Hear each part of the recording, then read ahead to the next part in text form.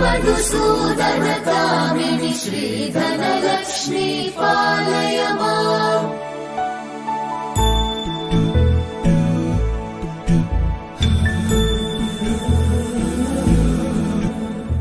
सुमनसवन्दित सुन्दरि माधवि Chandra सहोदरि हेममयि मुनिगणवन्दित मोक्षप्रदायिनि